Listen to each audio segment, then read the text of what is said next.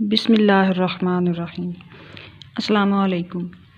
ناظرین، 1973 میں جب عربوں اور اسرائیل کے درمیان جنگ چھڑنے کو تھی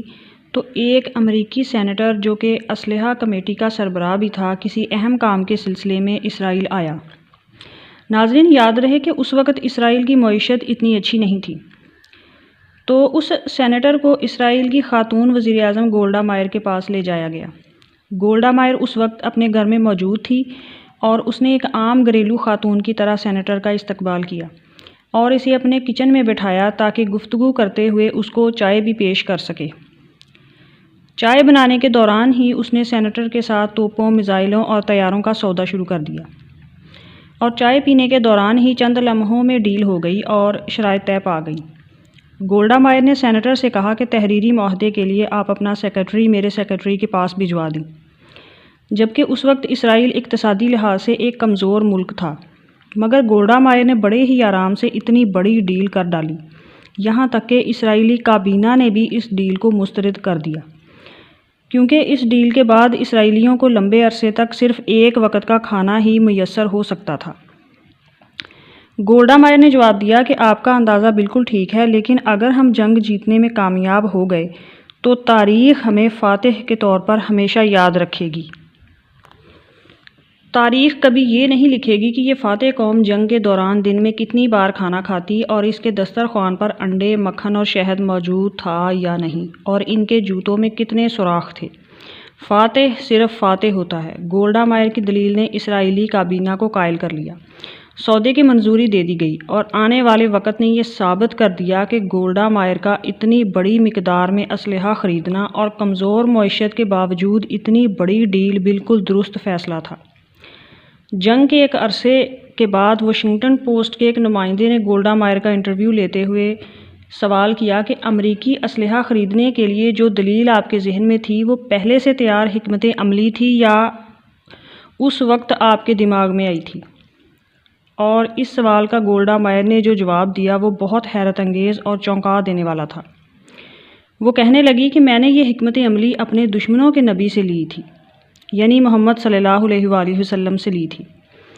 اس نے کہا کہ مذاہب کا موازنہ میرا پسندیدہ موضوع تھا۔ ان دنوں میں نے محمد صلی اللہ علیہ وآلہ وسلم کی سوانح حیات پڑھی تھی، جس میں ایک جگہ لکھا تھا کہ جب محمد صلی اللہ علیہ وآلہ وسلم کا وصال ہوا تو ان کے گھر میں چراغ جلانے کے لیے تیل خریدنے کی بھی رقم نہ تھی، اور ان کی اہلیہ حضرت عائشہ صدیقہ رضی اللہ تعالی عنہ نے ان کی ذرہ بکتر رہن رکھ کر تیل خریدا، لیکن ایسے وقت میں بھی ان کے گھر کی دیواروں پر 9 تلواریں لٹک رہی تھیں۔ یہ واقعہ پڑھنے کے بعد میں نے سوچا کہ دنیا میں کتنے لوگ ہوں گے جو مسلمانوں کے ابتدائی کمزور اقتصادی حالات سے واقف ہوں گے، لیکن یہ بات ساری دنیا جانتی ہے کہ مسلمانوں نے آدھی دنیا کو فتح کیا۔ لہٰذا میں نے فیصلہ کر لیا کہ اگر مجھے اور میری قوم کو کچھ برس تک بھوکا رہنا پڑے، عالی شان گھروں کی بجائے خیموں میں رہنا پڑے، تب بھی ہم اسلحہ خریدیں گے اور خود کو ایک مضبوط قوم ثابت کریں گے، اور دنیا ہمیں فاتح کے طور پر یاد رکھے گی۔ گولڈا مائر نے اس نمائندے سے درخواست کی کہ اس بات کو آف دی ریکارڈ رکھا جائے اور انٹرویو کا یہ حصہ شائع نہ کیا جائے، کیونکہ مسلمانوں کے نبی کا نام لینے سے اس کی قوم اس کے خلاف ہو جائے گی،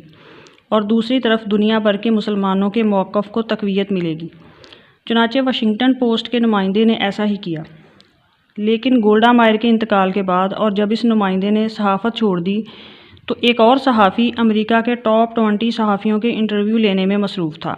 تب اس نے اس نمائندے کا بھی انٹرویو لیا جس نے گولڈا مائر کا انٹرویو لیا تھا۔ تو اس انٹرویو کے دوران اس نے گولڈا مائر کا واقعہ بھی بیان کر دیا جو محمد صلی اللہ علیہ وآلہ وسلم سے متعلق تھا۔ اس نے بتایا کہ جب میں نے اسلام کی تاریخ پڑھی تو مجھے عرب بدوؤں کی جنگی حکمت عملیاں دیکھ کر بہت حیرت ہوئی، کیونکہ طارق بن زیاد جس نے جبرالٹر کے راستے اسپین فتح کیا تھا، اس کی آدھی سے زیادہ فوج کے پاس پورا لباس تک نہ تھا، اور وہ مجاہد 72 گھنٹے چند گھونٹ پانی اور سوکھی روٹی کے چند ٹکڑوں پر گزارا کرتے، اور میں اس بات کا قائل ہو گیا کہ تاریخ فتوحات گنتی ہے، دسترخوان پر رکھے ہوئے انڈے، جیم اور مکھن نہیں۔ یہ انٹرویو کتاب کی شکل میں شائع ہوا۔ ناظرین، حضور صلی اللہ علیہ وآلہ وسلم کی سیرت سے ایک یہودی عورت نے تو سبق حاصل کر لیا، مگر مسلمانوں کو کیا ہو گیا ہے؟ کیسے اپنی شاندار تاریخ بھول گئے اور کیسے دنیا کی رنگینیوں میں مگن ہو گئے؟ مسلمان حکمران لا حاصل بحثوں میں پڑ گئے اور زوال پذیر ہو گئے۔ آج ہر صاحب اختیار کے لیے سوچنے کا مقام ہے کہ آج کا مسلمان کہاں کھڑا ہے،